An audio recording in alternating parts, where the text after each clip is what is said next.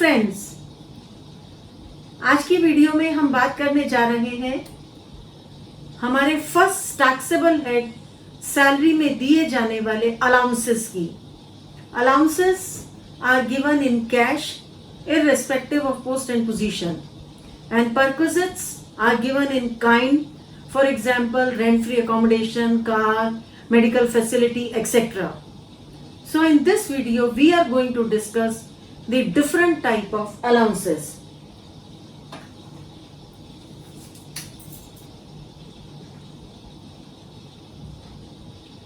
The allowances can be categorized into three categories: fully taxable,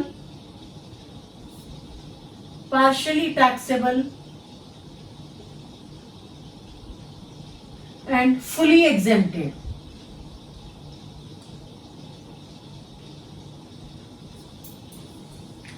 The allowances which are fully exempted, they are, if they are given, number one, first, government employee, citizen of India, posted abroad, तो जो भी उसको बाहर की country में मिलने वाले allowances हैं, they will be totally exempted in all the cases, क्योंकि उस केस में वो नॉन रेजिडेंट हो जाएगा और उसको बाहर की कंट्री में मिलने वाले सभी allowances will be fully exempted. इसी तरीके से द अलाउंसेस रिसीव्ड बाय जजेस of high court, supreme court, they are totally exempted. इसी तरीके से एमपी एमएलए को मिलने वाले allowances, they are fully exempted. अब हम बात करते हैं फुली टैक्सेबल की। So dearness allowance, dearness allowance, dearness pay, city compensatory allowance, lunch allowance, medical allowance, servant allowance,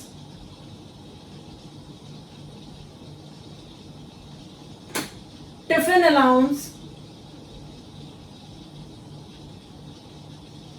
transport allowance,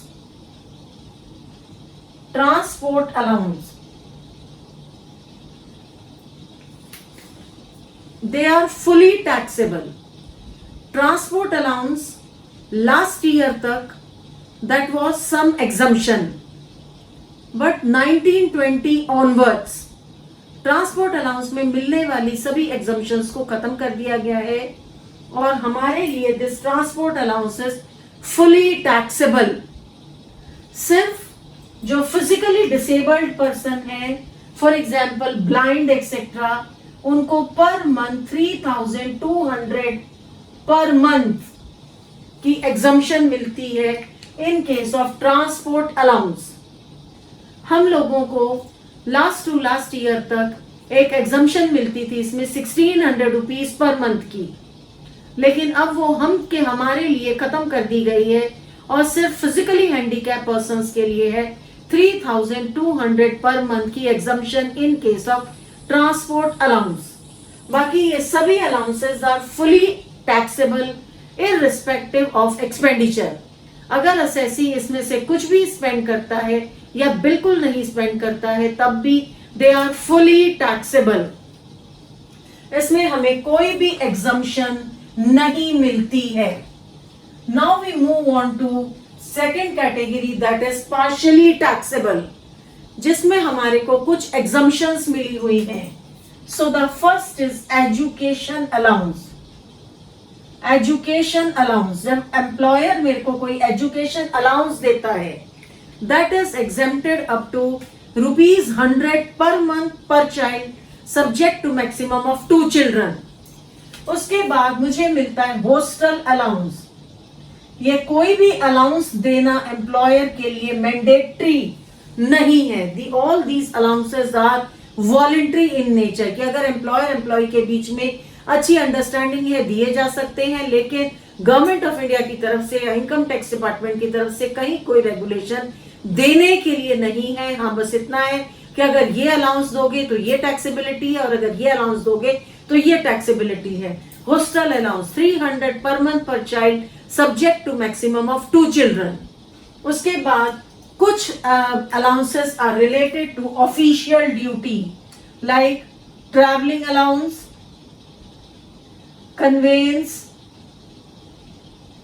conveyance, traveling allowance, conveyance allowance, then uniform allowance, academic allowance, research allowance, then helper allowance. ये सब allowances are related to official duty.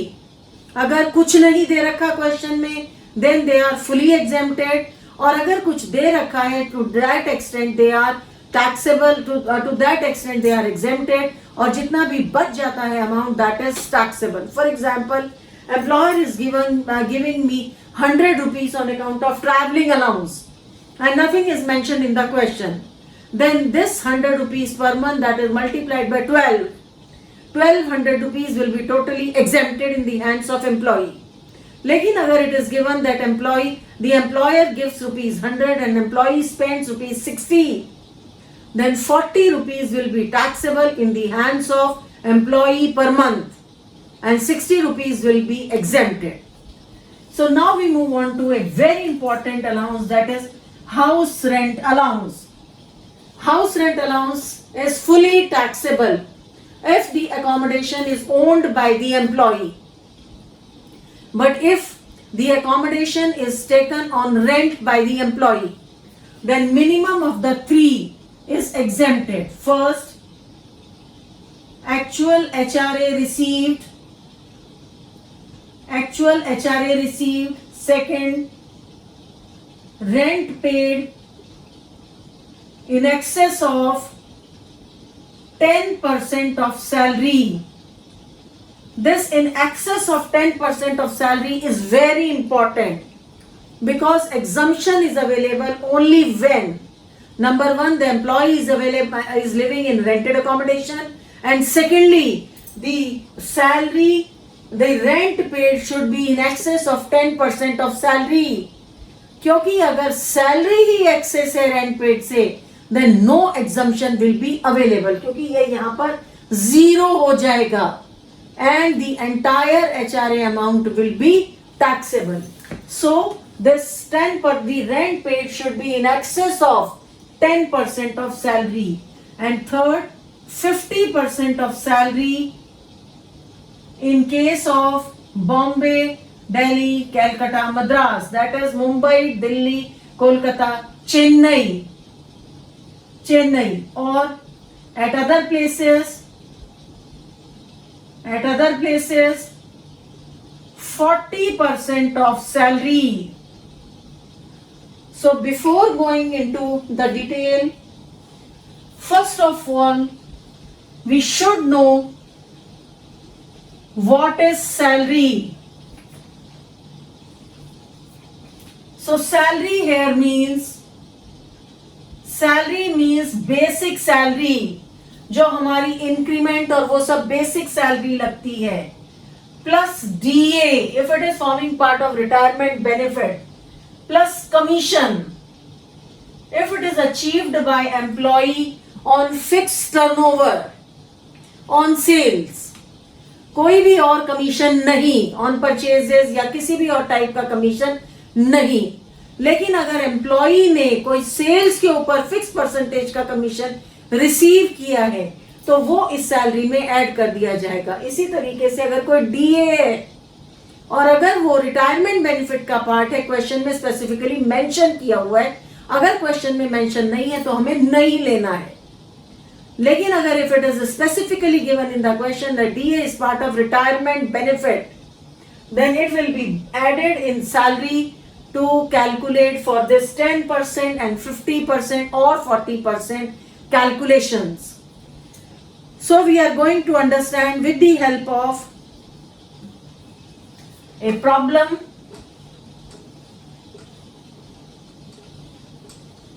so that the concept should be clear to us.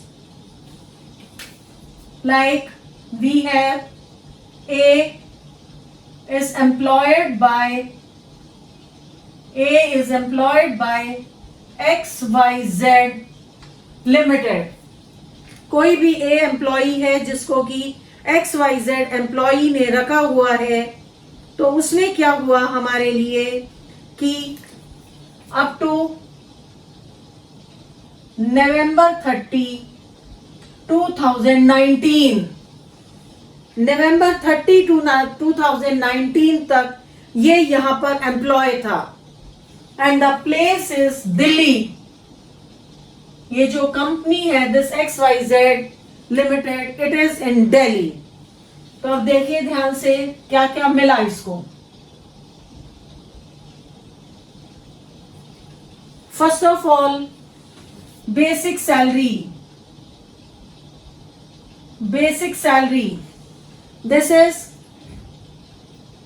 up to 31st May 2019. 31st May 2019, and this is from 1st June to 30th November 2019. क्योंकि ये वहां तक ये employed था और उसके बाद फिर इसने छोड़ दी थी जॉब, क्योंकि उसके बाद इसको कहीं और पोस्ट कर दिया गया था. वो अभी हम बाद में देखेंगे. पहले है कि X is employed by A is employed by XYZ Limited up to November 30, 2019 Delhi, and he is getting basic salary up to 31st May 2019, and from 1st June to 30th November 2019 he is getting basic salary 5,000 per month, and here he is getting 6,000. यानी कि 31st May के बाद 1,000 रुपए की इसकी salary में increment लग गई.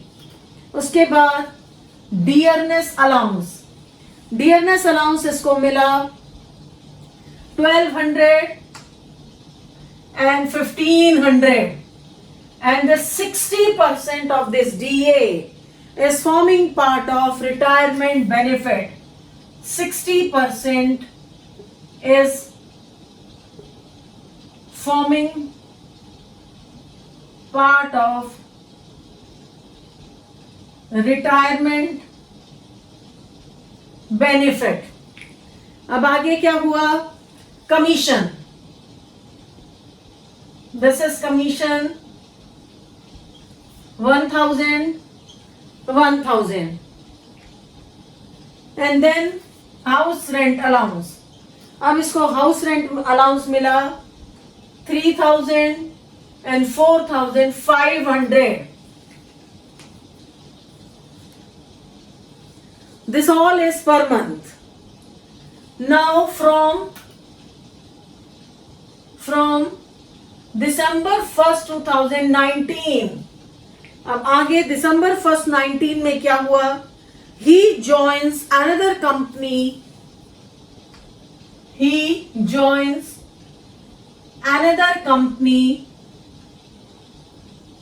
Another company of LK Limited. इसने एक दूसरी कंपनी ज्वाइन कर ली LK Limited on a monthly salary of rupees 11,000 per month. On a monthly salary of rupees 11,000 at Amritsar. अब ये देखिए प्लेस इसका है Amritsar. Bombay, Delhi, Calcutta, Madras 50% of salary. Other places 40% of salary. He got dearness allowance at the rate of 4,000 per month. 10% of which is forming part of retirement benefit. 10% of which is forming part of retirement benefit. And he has got HRA, house rent allowance of rupees 6,000 per month. 6,000 per month. अब इसके बाद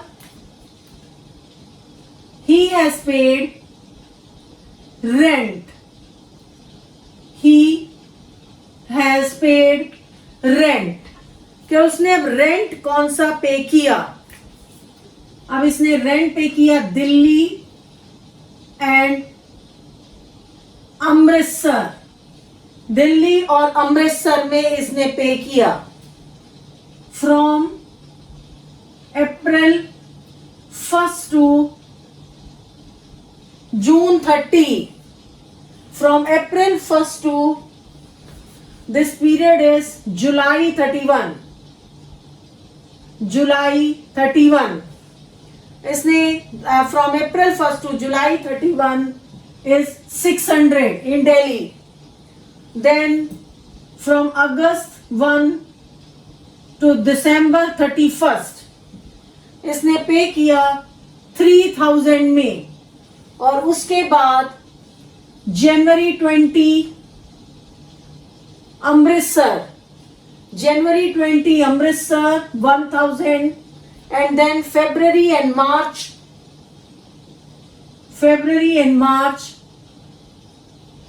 6100 अमृतसर में दिया. So from April 1, 2019 to July 31st, 2019 को इसने दिया 600 per month. उसके बाद अगस्त 1, 2019 to December 31st, 2019 तक इसने दिया 3000 दिल्ली में. और उसके बाद जनवरी 20 में इसने दिया 1000 और फरवरी मार्च में इसने दिया 6100. अब हमें यहाँ पर चार्जेबल हाउस रेंट अलाउंस निकालना है कि ये कितना इसका चार्जेबल हाउस रेंट अलाउंस हो जाएगा. अब ये देखिए, ये पर मंथ हम बेसिस पे हमें निकालना पड़ेगा because everything is changing.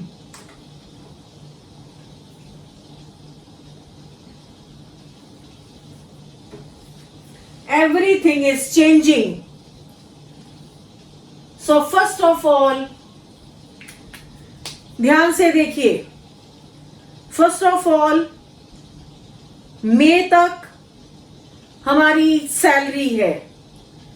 June to नवंबर हमारी एक सैलरी है. दिसंबर ऑनवर्ड्स हमारी एक सैलरी है. उसके बाद हमारा अप्रैल टू जुलाई एक रेंट है. अगस्त टू दिसंबर एक रेंट है.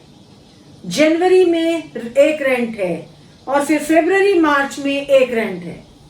That means all factors are changing month by month. तो चलिए हम शुरू करते हैं. We make columns. First column we make, that is April to May 2019. April to May 2019 जिसमें है हमारी basic salary. April to May 2019 जिसमें हमारी बेसिक सैलरी है 5000. Our salary is 5000. और डियरनेस अलाउंस हमारा जाना है 1200 हमें मिला था और 1200 का 60% डियरनेस अलाउंस. 1200 का 60% 720. तो ये हमारी सैलरी हो गई 5720. अब देखिए ध्यान से, commission is given in the question, लेकिन कमीशन फिक्स टर्नओवर सेल्स पर नहीं है.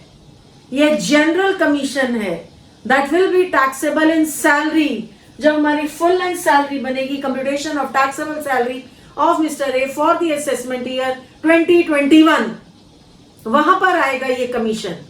लेकिन ये कमीशन हमारा फिक्स पर टर्नओवर ऑन सेल्स नहीं है. तो इसीलिए हमारी हाउस रेंट अलाउंस के लिए सैलरी में सिर्फ रहेगा बेसिक सैलरी एंड डीए. अगर यहाँ पर डीएवी परसेंटेज नहीं होता, it is not forming the part of retirement benefit, तो हम इसे भी ना लेते। लेकिन क्वेश्चन में specifically it is mention that 60% is forming part of retirement benefit.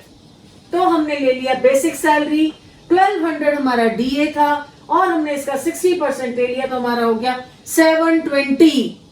तो हमारा एचआरए के पर्पस के लिए जो हमारी 10% और 50% सैलरी आनी है, because this time he is in Delhi, वो हमारी आ गई 5720। सो अब हम अपनी 3 कंडीशन लगाते हैं। फर्स्ट, इसको भी हटाते हैं।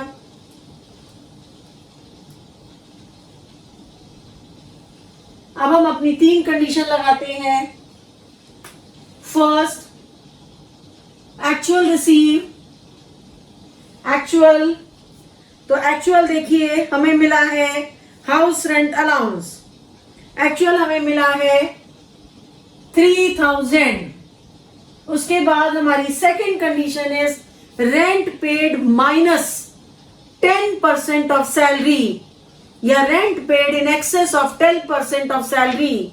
तो इसीलिए हम इसको अगर रिवर्स कर देंगे कि 10% एक्सेस है, then again it will be nil, तो वो हो नहीं सकता। सो इसीलिए ऑलवेज रहेगा rent paid in excess of 10% of salary. तो हमने देखा कि जब हम rent paid in excess of 10% of salary करके निकालते हैं, तो ये हमारा आता है excess of rent paid over 10% of salary. अब ये देखिए ध्यान से, हमारा अप्रैल टू जुलाई का रेंट था, दैट इज 600।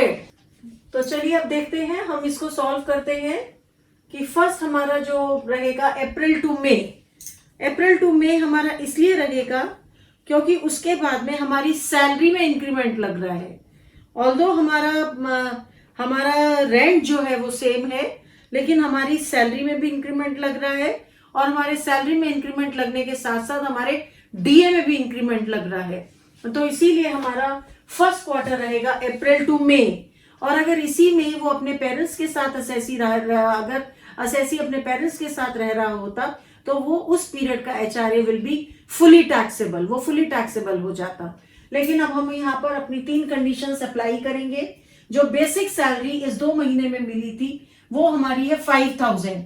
हम ऐसे भी कर सकते हैं कि 1 महीने का निकाल के नीचे जो हमारा एग्जेम्प्टेड अमाउंट आएगा उसको भी हम 2 मंथ से मल्टीप्लाई कर सकते हैं, और हम 1 महीने का भी निकाल सकते हैं। तो यहाँ देखिए मैंने इसको 1 मंथ का निकाला है, और बाद में हम इसको 2 मंथ का कर देंगे।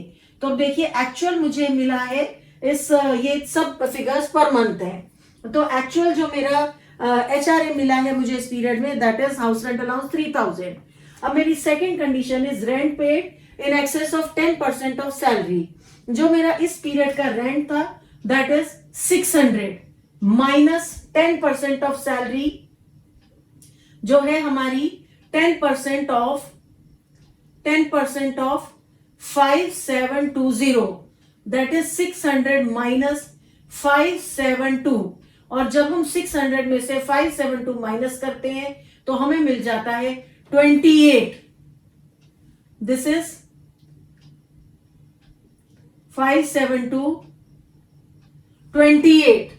सो ये हमारा आ गया 28।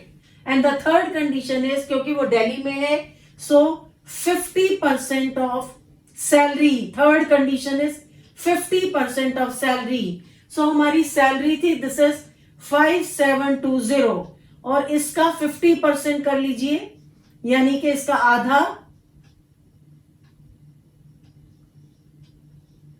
2860। ये हम अभी पर मंथ का करके ले लिया हमने।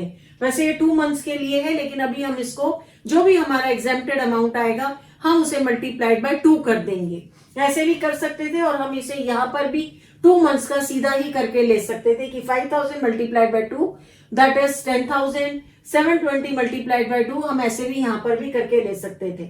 सो अब हम इन तीनों फिगर में से मिनिमम देखते हैं, एंड द मिनिमम इज 28।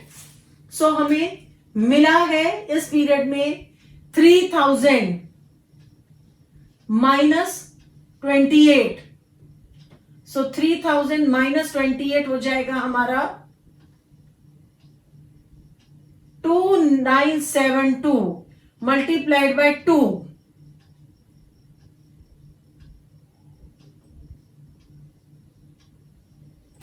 4954 हमारा टैक्सेबल अमाउंट आ जाएगा. 2972 is for 1 month, for April, and for May it is 4954, यानी हमने एक बार और कर लिया. चलिए अब नेक्स्ट मंथ में बढ़ते हैं. दैट इज कंडीशन सेम रखते हैं और ये हम अपनी इसको फिगर्स को हटा देते हैं क्योंकि फिर हम दूसरा कैलकुलेट कर लेंगे. अब हम आगे बढ़ते हैं. That is June to July. June to July, क्योंकि जून टू जुलाई में अब हमारा क्या हो रहा है कि जून में हमारी सैलरी में इंक्रीमेंट लग गया, डीए चेंज हो गया, लेकिन हमें जुलाई हमने किस लिए लिया जून टू जुलाई में, क्योंकि जुलाई में ऑनवर्ड्स हमारा रेंट चेंज हो गया.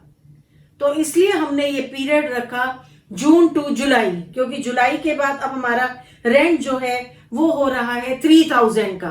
तो अब हमारा ये हो गया जून टू जुलाई. अब जून टू जुलाई में सबसे पहले बेसिक सैलरी इज 6000. उसके बाद जो हमारा डीए है दैट इज 1500 और 1500 का 60%, 1500 का 60% is 900.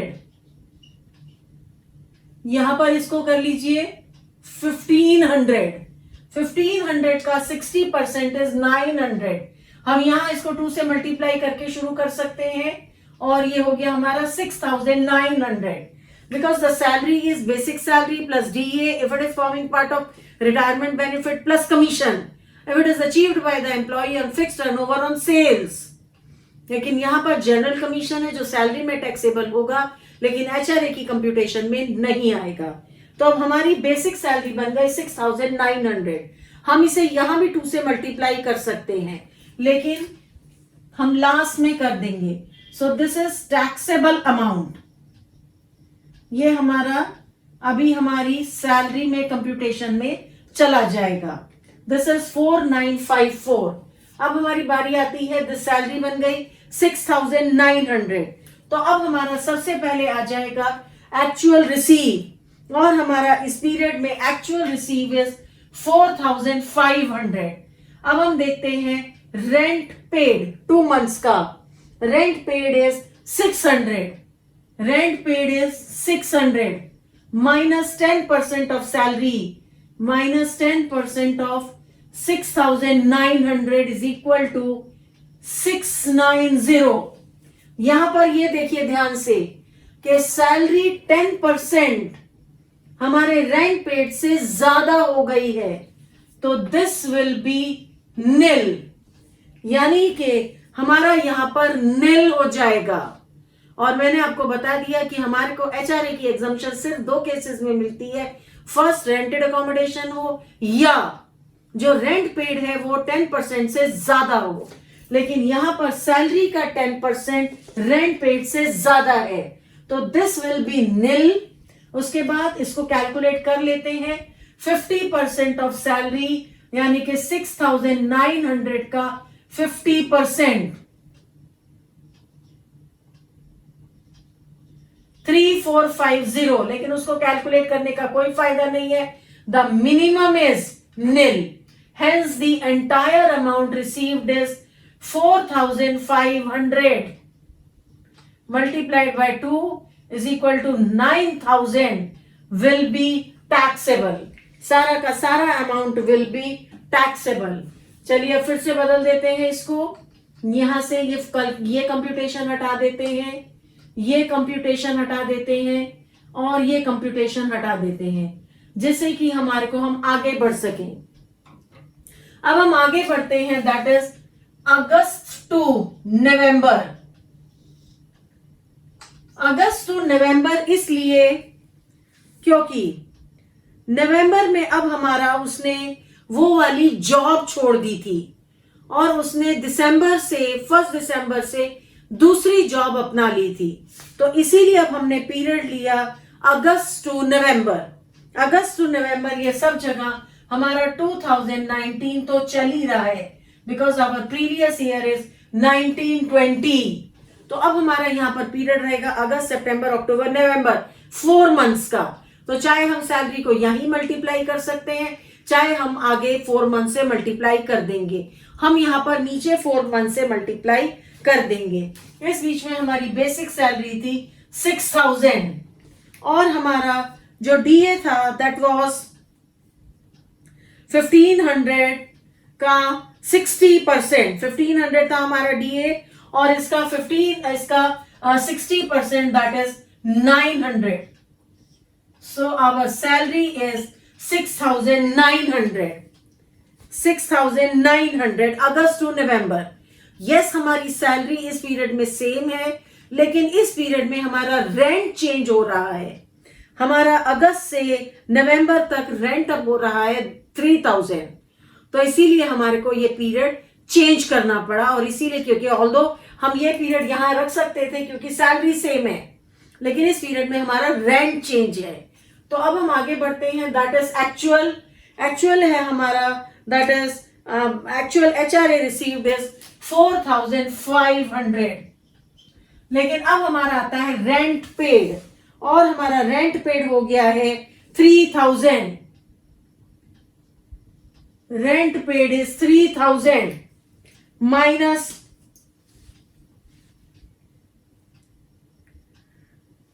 Rent paid is 3000 minus house rent allowance हो गया हमारा। Rent paid is 3000 minus 10% of salary. So rent paid is 3000 minus this is actual receipts minus 10% of 6900, that is 3000 minus 690. So 3000 minus 690 is equal to 2310. Then we have 6900 का 50%. This is 3450. So the minimum is 2310. मिला है 4500. 4500 minus 2310. 2310 is equal to 2190. 2190 multiplied by 4. 8760. अब आगे बढ़ते हैं। That is दिसंबर, क्योंकि दिसंबर में अब इसने दूसरी सर्विस ज्वाइन कर ली है on A monthly salary of ₹11,000। तो अब यहां पर सैलरी बदल रही है, लेकिन हमें सिर्फ दिसंबर का ही लेना पड़ा क्योंकि सैलरी तो कंटिन्यू चल रही है आगे, लेकिन अब रेंट बदल रहा है। अब इंक्रीमेंट नहीं लग रही है, कुछ नहीं हो रहा, लेकिन रेंट इज चेंजिंग। तो इसलिए अब हमारे को दिसंबर का अकेला मंथ लेना पड़ा। That is salary is 11,000। और जो हमारे को इस पीरियड का डीए मिला, और ये प्लेस अमृतसर है, 40% हो जाएगा। डीए इज 4000 पर मंथ, जिसका 10% is forming part of retirement benefit, यानी कि 400। So our salary is 11,400। So the first condition is actual receive HRA मिला है इस पीरियड में 6000 पर मंथ। रेंट पेड इस पीरियड में दिया, अब इसने इसको हटा देते हैं। चलिए, रेंट अब इस पीरियड में इसने दिया दैट इज 3000। दिसंबर में अब इसने रेंट पे किया है, दिसंबर में 3000 माइनस 11,400 का 10% of 11,400 that is 1140। So 3000 minus 1860 और 11,400 का 50% कर लीजिए। 11,400 का 50% आ जाएगा 5,700. So the minimum is 1860. 6,000 minus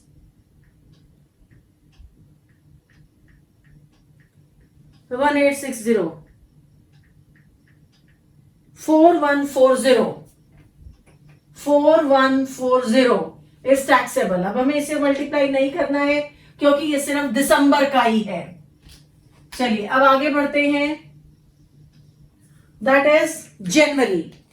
जनवरी का अकेले लेना पड़ेगा क्योंकि जनवरी में हमारा फिर से रेंट चेंज हो गया है. एक महीने का रेंट हमारा 1000 था, लेकिन उसके बाद हमारा 2 महीने का रेंट रह गया 6100.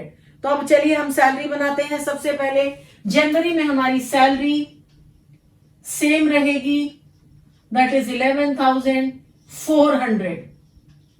लेकिन हमें इसलिए करना पड़ा क्योंकि हमारा रेंट चेंज हो गया. HRA हमें मिला है इस पीरियड में, दैट इज 6,000. उसके बाद rent paid. So rent paid इसको बदल देते हैं. रेंट पेड था हमारा जनवरी के लिए 1000, एक ही महीने का है. 1000 minus 10% of salary 1140.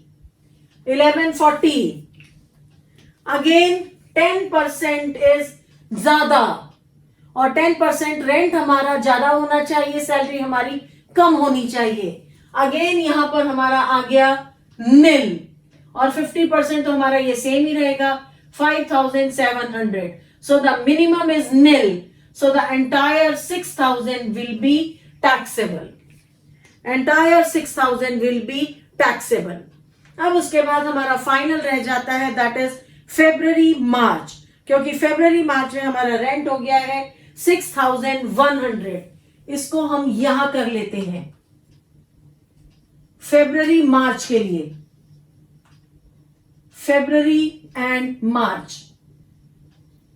So February and March के लिए our salary is same 11,000 plus 400 क्योंकि रेंट चेंज हुआ था 11,400. और हमें जो HRA मिला है दैट अगेन इज सेम 6,000 क्योंकि हमारा रेंट चेंज हुआ था. हाउस रेंट अलाउंस हमें हमारा सेम मिला है, दैट इज 6,000 क्योंकि हमारा रेंट चेंज हुआ था. अब रेंट है हमारा फेब्रुअरी मार्च के लिए 6,100 माइनस 1140 10%, 6,100. So 6,000 minus 1140 4960. ये फिगर आ जाएगी हमारी 4960. 50% हमारा सेम रहेगा, that is 5700. So the minimum is 4960. 6,000 में से माइनस करिए. HRA मिला है 6,000. 6,000 minus 4960 is equal to 1040. 1040 multiplied by 2. 2080. So this is taxable. This is taxable.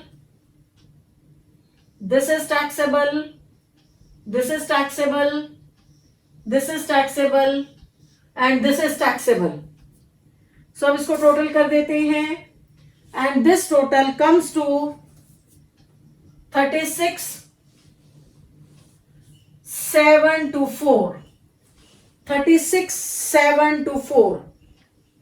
एक बार कर भी लेते हैं. 2080 plus 4954 plus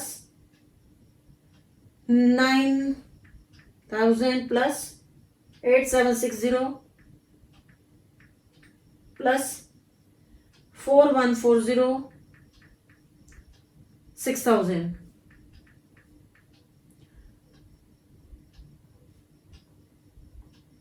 2972 multiplied by 2 is equal to 29 2 दूनी 4 2 सत्ते 4। ओहो, यहाँ पर ये टोटल ये मल्टीप्लीकेशन गलत है। This is 2972 is 5944। 5944 2 दूनी 4 2 सत्ते 14 18 19 2 दूनी 5944। This is 2190 multiplied by 4 is equal to 8760। ठीक है, ये दिसंबर का 4140 एंड जनवरी का 6000 एंड 1040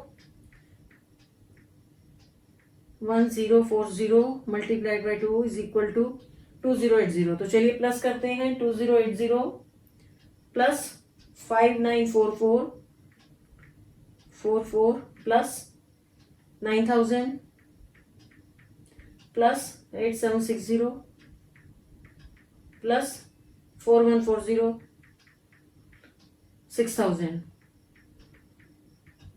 35924। अब क्यों ये कम आ रहा है? 2190 अगस्त सितंबर अक्टूबर नवंबर 4 महीने का 2190 0 मल्टीप्लाइड बाय 4 8760 ये आ रहा है 4140 6000 एंड 1440 दिस इज 1440 4960 आ गया और 6000 minus 4960 60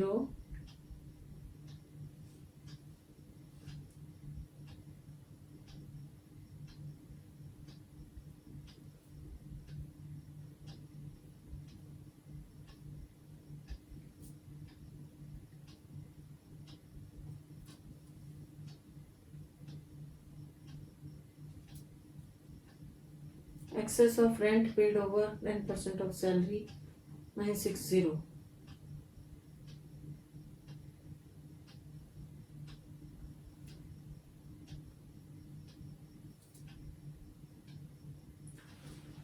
and this is 40% of salary, and again this is also 40% of salary. This January is also 40% of salary.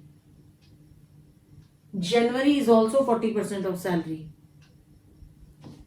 because he has shifted from December. From December he has shifted to Amritsar. So December is also 50 or 40% of salary. December place of posting Amritsar. लेकिन दिसंबर में इसने घर लिया हुआ था दिल्ली में, so that is why ये इसने छोड़ा नहीं था। इसने घर छोड़ा है जनवरी में अमृतसर में, तो इसीलिए जनवरी फरवरी मार्च 40% ऑफ सैलरी। सो जनवरी में 11,400 का 40% of salary 4560।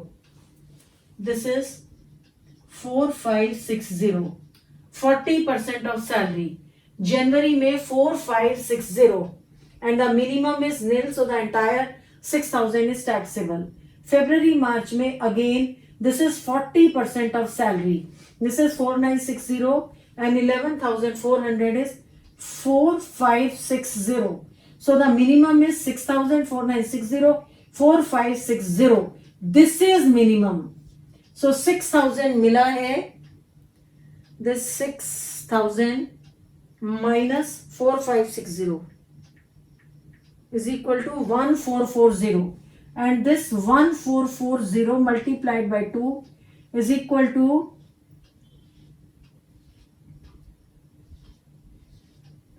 2880. This is 1440 multiplied by 2 is equal to 2880. अब इसको टोटल करते हैं।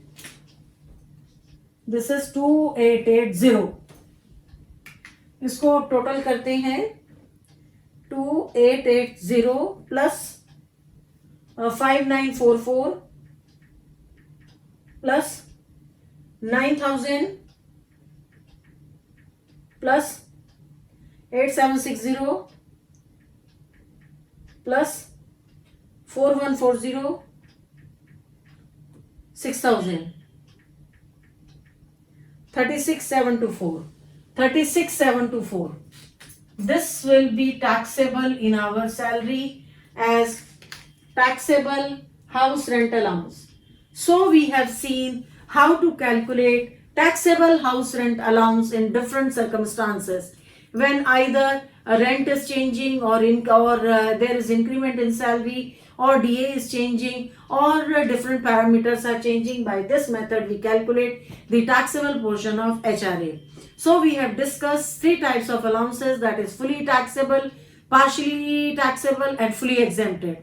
The dearness allowance, the compensatory allowance, the medical allowance, lunch allowance, servant allowance, tiffin allowance are fully taxable. Education allowance, the hostel allowance, house rent allowance and traveling allowance, conveyance allowance, they are partially exempted. Some allowances are related to official duty. There are some exemptions. Transport allowance is fully taxable.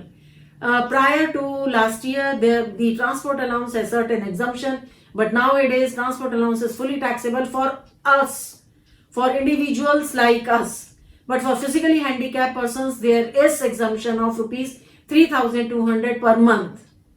Then we have fully exempted allowances, and they are exempted for government employee, citizen of India, posted abroad. In that case, allowances received outside India are exempted. Then we have judges of Supreme Court, High Court, the allowances are exempted. Allowances received by MP, MLAs are exempted. I hope you have understood the concept of allowances well. Thank you so much.